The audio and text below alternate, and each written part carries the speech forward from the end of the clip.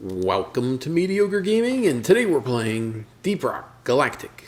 Well, good morning, good afternoon, and good evening. I'm Zero. Let's get to it. So today we're doing the deep dive, codenamed Dead Grave. But before we get to that, if you like this video, give it a thumbs up, smash that subscribe button, and ring that bell to be notified of all future episodes as soon as they go live. So let's get into it. Stage 1 of the deep dive has Exploder Infestation, Rich Atmosphere. It's an escort mission, and you're looking for alien eggs. That is a lot for the first stage of the deep dive. So Rich Atmosphere, of course, means that you're going to be able to move faster than you normally would. That gives you a little bit longer jump.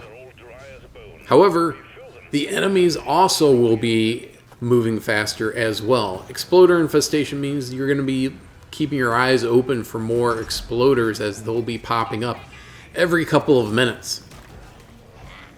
Now, in addition to that, you're going for that Amaran Heartstone, which means you need to keep the drill dozer, Doretta, alive and well. So you have to keep her going and keep her repaired.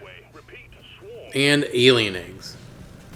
Finally, alien eggs are going to be found in the organic matter on the sides of the levels. So look for that organic matter and then dig into it. You can see it off to the left there. Towards the pulsing red light. Dig it out and then drop it in the mule. Now at some point the drill dozer is going to run out of fuel. You're going to have to refuel it. Look for the oil shell that you only see on these missions that are on the side of the mission, just like a regular mineral, except you're going to use the gas tank to absorb it, start it back up, and get it to the Amaran Heartstone. Depending on how long the mission is, you may have 2 stops where you have to refuel. Most of the time in the deep dive, you only have to worry about 1 stop. Now keep your eyes open for gold and nitra as you're going along in this level and every level. But there will not be any regional materials, so don't look for anything else out of the ordinary. There's no umanite or magnite or anything like that. Once you get to the Heartstone, then the battle joins in earnest as you're going to have waves and waves of enemies coming to take out the drill dozer. Drill dozer has 3 segments of health. If one goes down, it's not great, but you keep on going. If all 3 of them go to 0, which you can see in the top right, then you're in trouble. Then you fail the deep dive and you'll have to start over.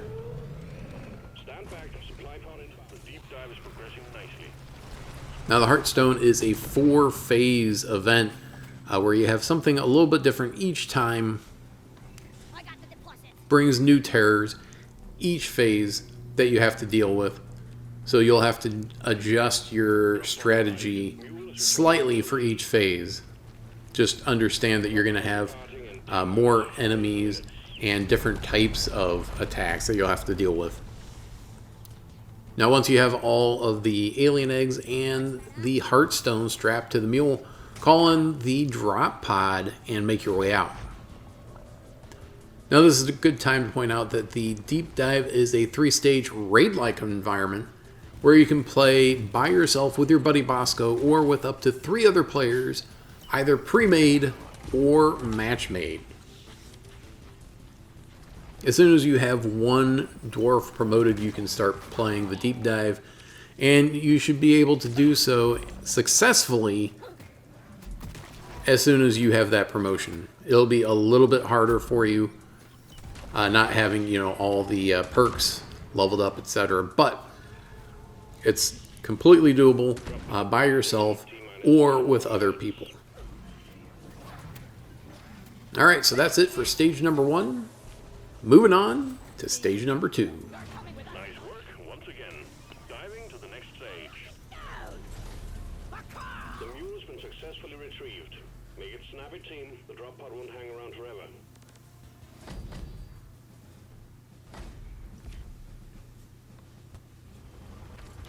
Alright, stage number 2 of the deep dive has dreadnoughts and mini mules. You'll have to take out 2 dreadnoughts and look for 2 mini mules. Mini mules are not on the map, but the dreadnoughts are, and usually the mini mules are going to be in the same vicinity as the dreadnoughts. So you can look on your train scanner where the dreadnought is, go towards that, and more than likely either on the way there or around the dreadnought cocoon, you'll have that mini mule that you can repair. Now the dreadnoughts, of course, are the boss-like creatures of Deep Rock Galactic. This time around we got the twins, the Arbalest and the Lacerator. One likes to get in your face and the other one likes to shoot at you from farther away. They have a immune phase when they burrow throughout the level, so they will disappear and reappear somewhere else. It makes it a little bit harder to track. If you use your laser pointer to pinpoint them, you'll actually be able to see them as soon as they pop up, wherever they happen to pop up. Now, if you damage one more than the other, they'll go immune, and then one will heal the other, and they'll be back to almost full strength. So make sure that you're damaging both of them more or less equally. Do you have to? No, but it does make the battle go a little bit faster. And you have to use less ammo, which is always a good thing, especially if you're running low on nitra. Hopefully you're looking for golden nitra on this level as well as the previous level and the next level. Gold, of course, will give you more credits at the end of the deep dive. Nitro will keep you flush with ammo and health during the deep dive. So both very important for different reasons. Now you may have other bugs attacking you while you're attacking the dreadnought. That just means that you have to keep your eyes open for any threat, not just the dreadnought threat. Continue to damage them. Try to do so, like I said, evenly, more or less evenly. If it gets a little lopsided, it's okay. Just switch targets. But if one takes way too much damage, then you could be in trouble where they will heal each other. Because the healing twin does lose some health, that does put a damper on how quickly they can share their health, or how much health is has to be different between the two before they'll start to heal. Now we also got the Glyphid Dreadnought on this one. Glyphid Dreadnought has an immune phase, a shielded phase, and then a damage phase. It can shoot fireballs at you, it can pound the ground in an area around it, and it also spawns swarmers. So make sure you keep your eyes open for those.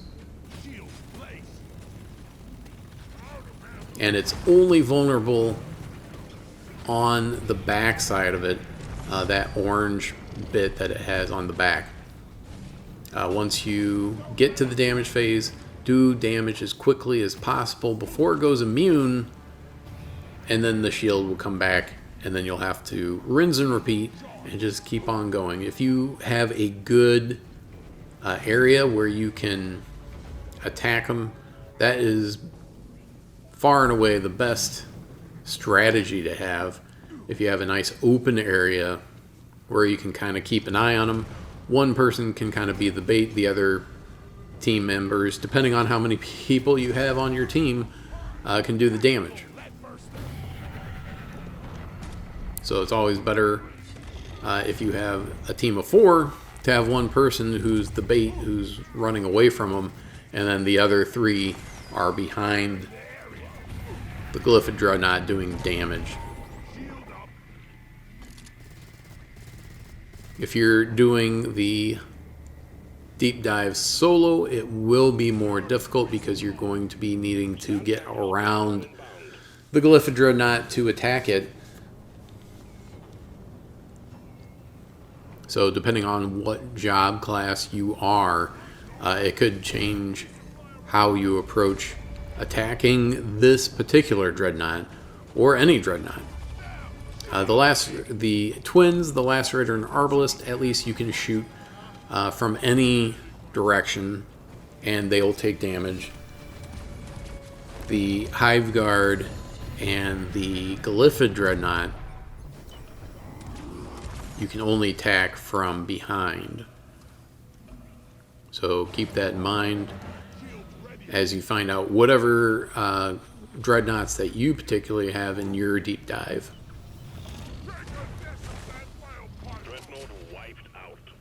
There we go.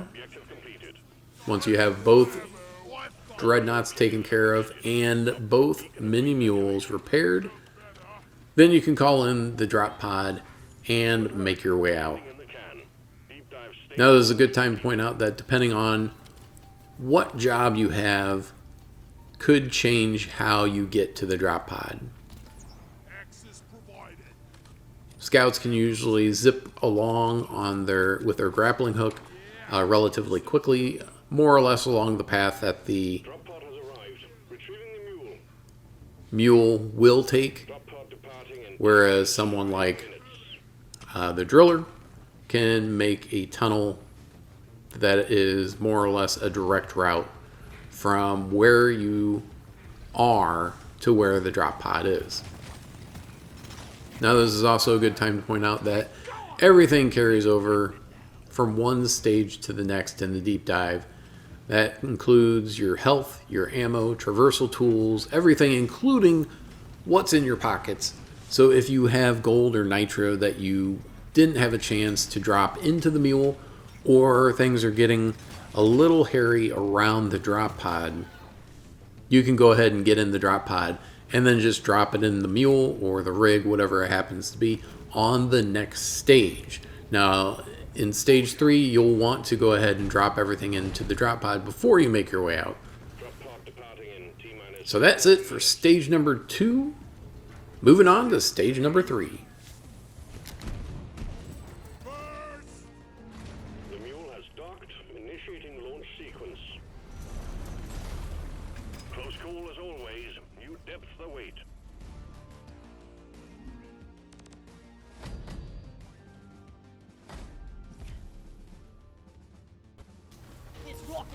Alright, the third and final stage of the deep dive. This time around we have Shield Disruption as a modifier, Liquid Morkite, and a Dreadnought.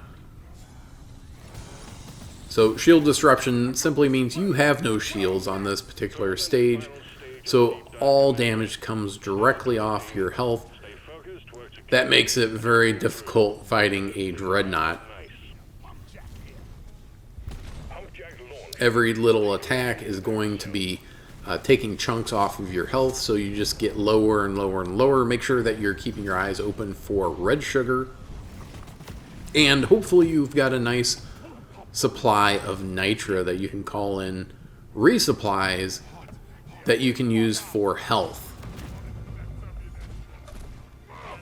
Now once again, we got the Glyphid Dreadnought this time around, and it was looking pretty grim with us having no shields to speak of, so it makes it very, very difficult where we are just taking damage and taking damage and taking damage with not a lot of ways to mitigate that. Having a shield generator, that certainly will help. It doesn't give you a shield, but it does give you some protection. And of course, because you're in the the fire zone of Hoxies, you're going to be having these lava pits.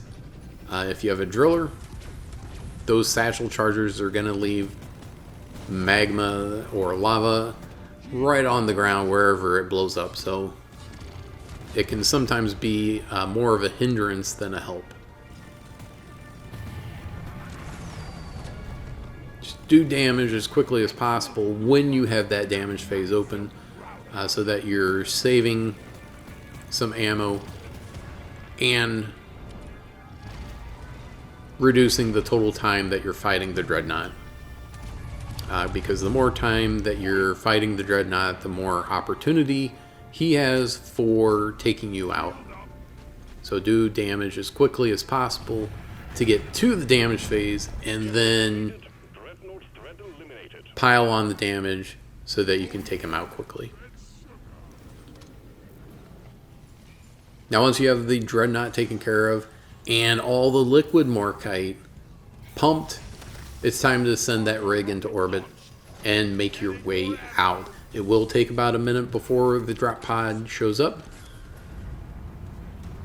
So just keep moving around and go to where, probably a more remote section, in order to find where the drop pod shows up. And maybe you'll get lucky. But that's it. I hope you enjoyed this video. Be sure to check us out on social media, and thank you for liking, commenting, and subscribing. And we'll see you next time. Shield charged and ready.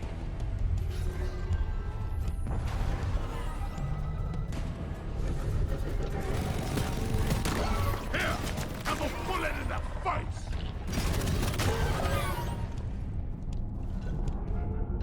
Look!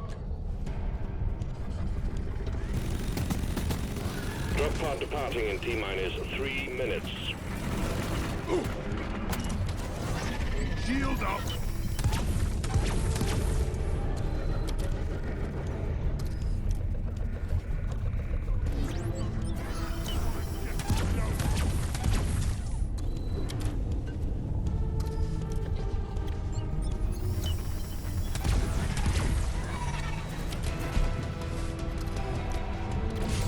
Shields ready again.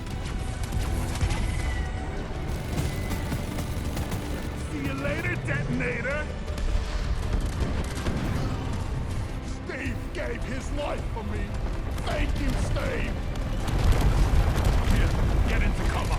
Tactical leadburster. We have to leave now. Extraction commencing. Good work. Rock. Go. We rock. Rockin'.